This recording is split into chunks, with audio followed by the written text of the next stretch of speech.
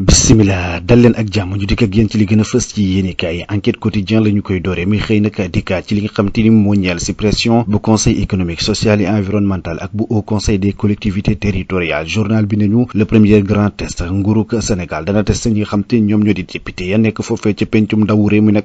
daal di leen yóbbul li nga xam te ni moom moo di boobu lépp loi nag ngir ñu jëlee fi li nga xam te moo di ñaari kër yooyu lee di conseil économique social et environnemental ak bu haut conseil des collectivités territoriales ndax nag pencum ndawu réew moom nga xam te député Benno Bokk Yaakaar yee ñoo fa ëpp danañu gàntal boobule projet de loi wala danañu ko doxale ca na nga xam te noonee la ko njiitu réew mi Bassirou Diomaye Diakhar Faye bëggee am déet li ci kanam rawul yi gët yëral enquête quotidien Vox Populi nekk moom itamit xëy dikkaat na ci boobule projet de dissolution du haut conseil des collectivités territoriales ak bu conseil économique social et environnemental mu ne la plénière de tous les coups politiques le gouvernement va-t-il retirer le projet de loi ou forcer le barrage ñi nga xam te ñoom ñoo di gouvernement bi nag ndax dañuy daal di retirer boobule projet de loi wala yi tamit danañu dem ba ci cëppaandaw ga ngir daal di woñ loxo ñi nga xam te ñoom ñoo di député yi Vox Populi samp laaj boobule mu ne nag commission des lois boobule dinañu rejeter li nga xam te ni moom boo di boobule loi ni ki samedi waaye tamit 16 voix contre 14 ñu ne ce projet de révision de la constitution boobu moytu danañu xoolaat li nga xam te moom moo di ndey charte réew mi ci biir réewum Sénégal noonu la ko Vox Populi daal di xam ne waaye tamit journal bi daal di cay yokk ne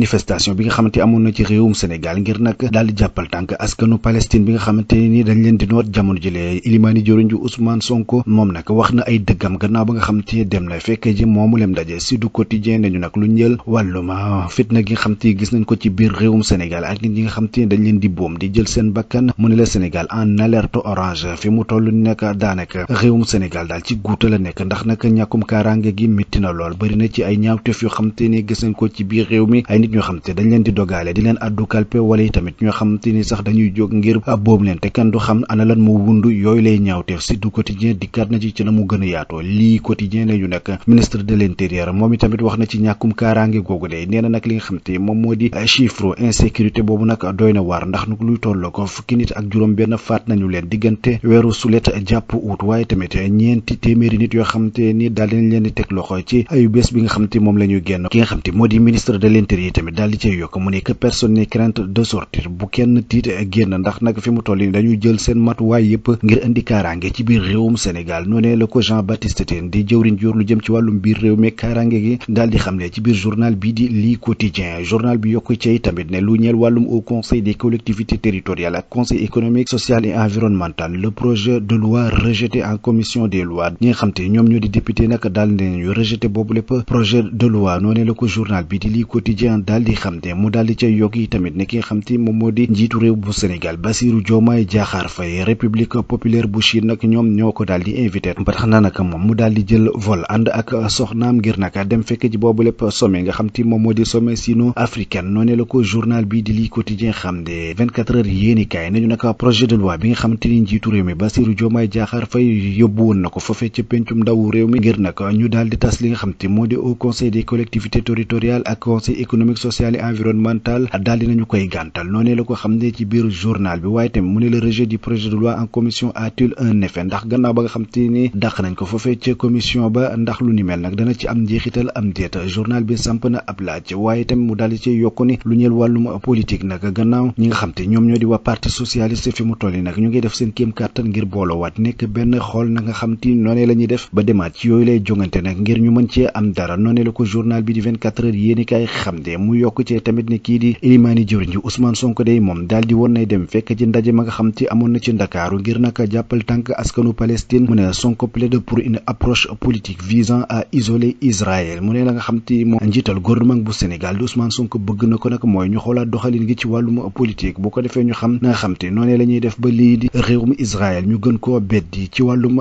jëflante gi ci wàllum politique noonee la ko xam ne ca gannaaw ba nga xam te dem na ca moomu leen daje le peuple yéeni kaay nañu nekk conseil économique social et environnemental ak lii di haut conseil des collectivités territoriales premier échec fracassant pour Diomaye ki nga xam te moom moo di njiitu réew bi Bassirou Diomaye Diakhar Faye ak lajj la ci am ndax nag la nga xam te ni bëggoon na ko mooy ñu daal di tas ñaari kër yooyu la commission des lois bu assemblée nationale daf ko daal di gàntal révélation quotidien daal di xamle yi tamit ki nga xam te moom moo di Serigne Modou Boussa Dieng moom danañu ko daal di déglu gannaaw ba nga xamante convoqué nañ ko ci cybercriminalité ni ki altine ji leen ka nga xam te nag moom moo ko yóbbu fa mbaxana doone benn di Cheikh Omar Diagne gannaaw ba nga xamante ne Serigne Modou Boussa Dieng yëkkati na ay kàddu daal di koy teg ci ab meram ba tax na rek moom mu naqarlu li ni mel daal di ko yóbbu ci kanamu yoon dana wuy ji tey ji moom Serigne Modou Bousso Dieng. journal bi tamit dikkaat na ci litige foncier boo xam te ni am na ci ki nga xam te moom moo di Modou Ndiaye Rahma mu ne maire boobu Kaolack moom nag daal dinay saisir ñi nga xam te ñoom ñoo di waa cour suprême ngir ñu àtte leen ci mbir moomu la révélation quotidien dikkaat na ci dikkaat itam ci li nga xam te moom moo ñeel politique institutionnelle bu projet bi mu ne nag ministre bi nga xam te moom moo di Moussa Balla Fofana daal dinay dévoiler la nga xam te moom moo war a remplacer au conseil des collectivités territoriales l'informateur quotidien nañu nag rejet du projet de loi portant suppression du haut conseil des collectivités territoriales et conseil économique social et environnemental Bassirou Diomaye Diakhar Faye dans l'impasse noonu la ko xam ne fësal ci xëtam bu njëkk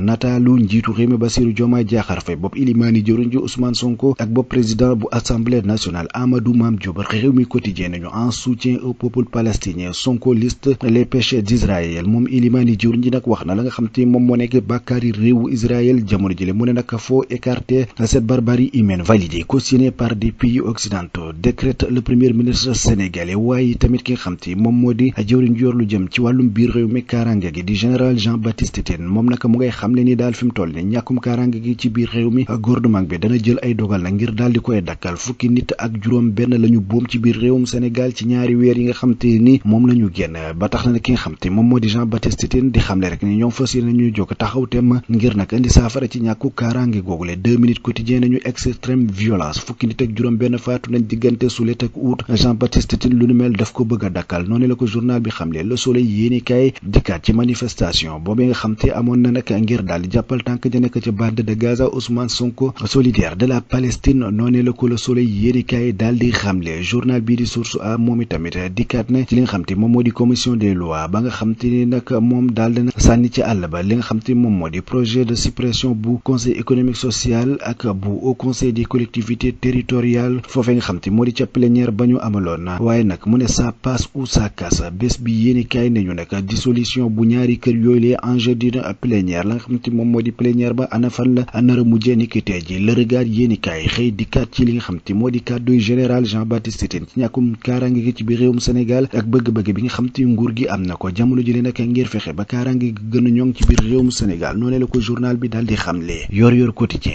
xëy titre népotisme gestion nébuleuse marché fictif libéralité diggante 2018 jàpp 2020 lu ëpp juróomi téeméeri million moom la ñu daal di tiré ci compte kër gi nga xam te moom moo di AGETIP te directeur général ba fa nekkoon def ko moom itamit ay jege ñaalem ak ñi nga xam te ñoom la doon àndal ci wàllum politique ak ay mbokkam ak ay journaliste ak ñoo xamante ne ni nekkoon nañ foofee ci kër gi di RTS ñoom la daan jël di duufal seen i gafaka di jël xaalis ba nga xam te moo di xaalisu kër googule di leen ko neexal directeur général ba woon di El Hadji Malick Guèye ñu journal bi di yor quotidien ne nag moom daal kër googe nga xam te moom moo di AGETIP daal daanaka daf ko defoon entreprise familiale def ko Gaye Family noonu la ko journal bi di yor quotidien daal di xamle L'As quotidien moom itamit xëy na dikkaat ci li nga xam te moom moo di ndaje mi nga xam te amoon na ci réewum Sénégal ngir nag daal di jàppal tànk askanu Palestine mu ne nag Sonko prône l'isolement de l'Israël li nga xam te bëgg na ko jamono jële daal mooy Israël ñu bodde ko ci wàllum politique journal bi tamit nañu rejet en commission de la suppression du haut conseil des collectivités territoriales et du conseil économique social et environnemental Benno Bokk Yaakaar annonce les couleurs ñi nga xam te ñoom ñoo di Benno Bokk Yaakaar daal naru ñoo yombal ñi nga xam te ñoom ñoo di nguuruk Sénégal seenub liggéey ndax nag fa mu toll di taxam nañ temm ngir nag daal di taxaw ci seenu kanam ne leen du ngeen fi jaare la nga xam te moo nekkoon bëgg-bëggu njiitu réew mi Bassirou Diomaye Diakhar Faye ngir daal di tas ñaari kër yooyu lay daal daanaka ñoom gàntal nañ boobu lépp bëgg-bëgg lu di mel dootul am noonee la ko journal bi daal di xamle Libération yéeni kaay nañu nag infraction à la réglementation des changes la douane coince British